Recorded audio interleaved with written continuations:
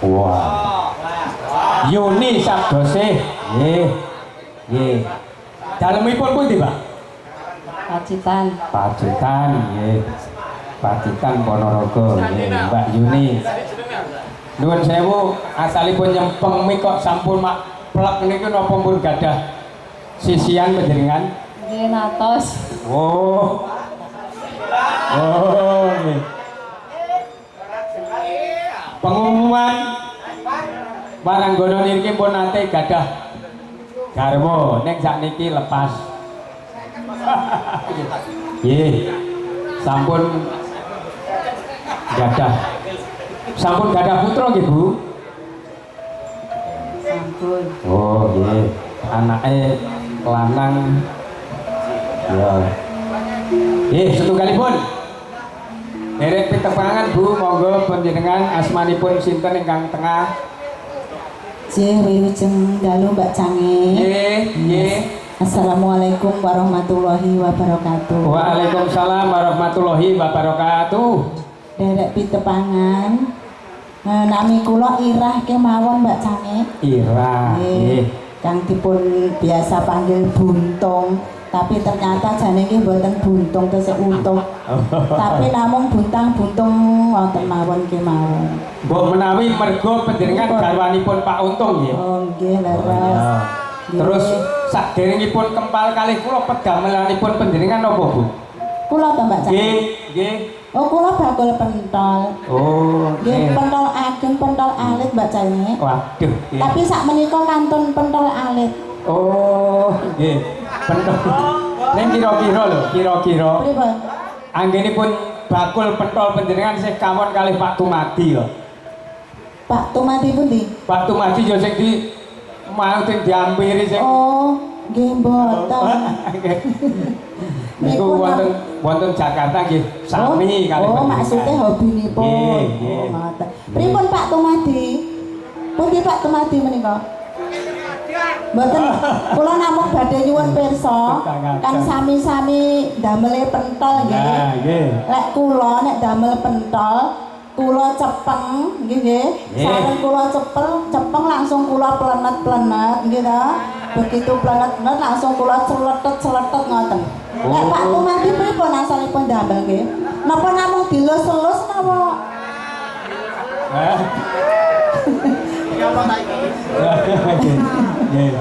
Niku ning alhamdulillah awit saking temenipun Pak Tumadi nyatane bakul pentol yo iso yoso dalem sing kados ngaten saenipun. Alhamdulillah. Putrinipun nggih sampun lulus anggenipun kuliah. Amin. Berkah saking pentol nggih. Nggih, wis mugi-mugi lancar nggih Pak Tumadi. Lancar sedayanipun. Amin. Niku Pak Tumadi nek kalih kula padha ibarate kaya timun kulit karo isine. Pripun? Ya padha aku ya Pak Tumadi nggih kula. Oh nggih. Dulur lanang. Nggih, Kakang kula sepuh. Nggih. Klerek ingkang pinggir. Ayo, Nduk, dicekel. Oh, nek isih perawan ki nyekel mik ya minggrang-minggring kok. Ya. Ampun saged. Oh, pun saged. Oh, nggih. Saged nyekel mik. Monggo jenengan tepangaken. Sugeng dalu Mbak Mbok. Nggih, wilujeng dalu. Nggih. Tepangaken nami kula Dwi Arisna. Dwi Karisna. Arisna. Dwi Arisna. Saking Pring Kuku Pacitan. Pring Kuku Pacitan. Nggih. Nggih. Tasih kuliah napa pun lulus?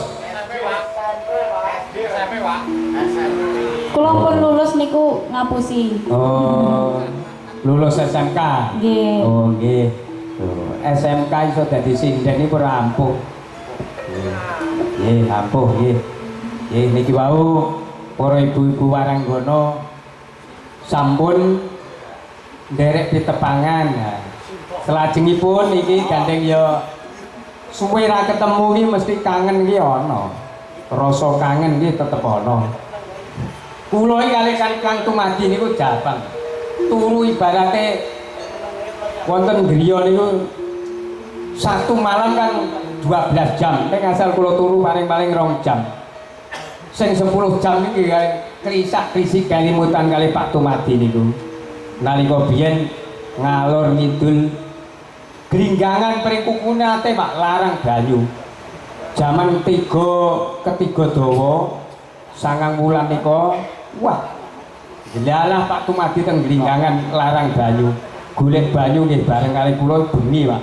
Rebutan nyuluh pundi sumber ingkang temetes toyanipun dipun padosi.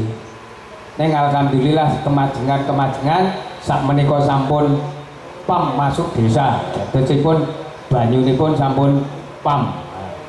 Niki upama Pak Tumadi dateng Linggangan dangu pun boten mikul ember nggo ngadahi banyu, nggo golek banyu.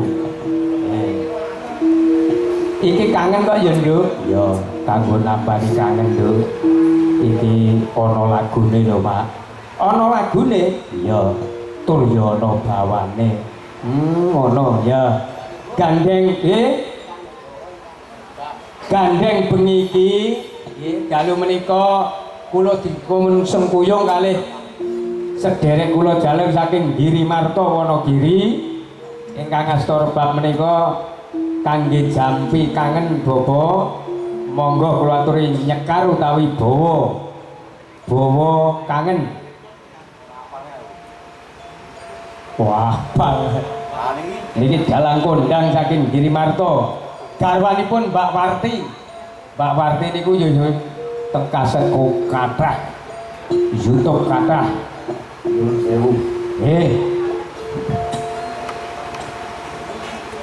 Oh, boten pati apa niku Pak. Oh, rapal. Rapal ya sing apal, ayo. Ayo ngacungo. Nah, balo-balo kuwi sing apal. Bawa kangen sapa? Pokoke engko nek apal, Ya napa iki? amplopku sesuk PN. Amplopku sesuk PN. Ya, Amplop iki. oh yo sak isine yo. Yo. Ya. Kangen kutan kok upama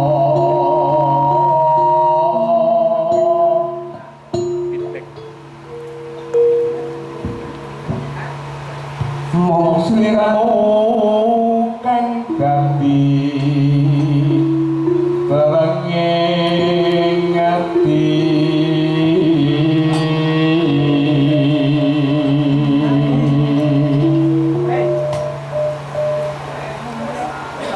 wos lawas anggonku nunggu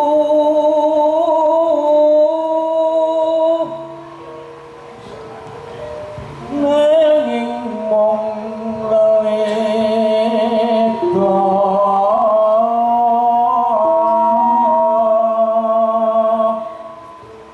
ngeling ana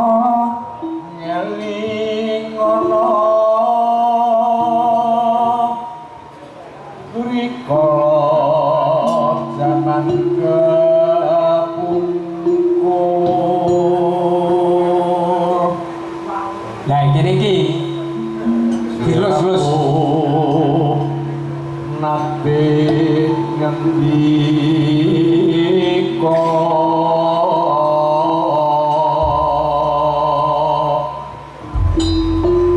tresna lahir terusing batin.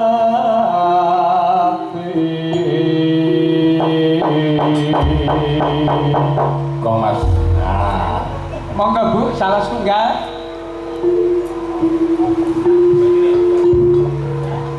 Pitung sasi wesi kekungeteni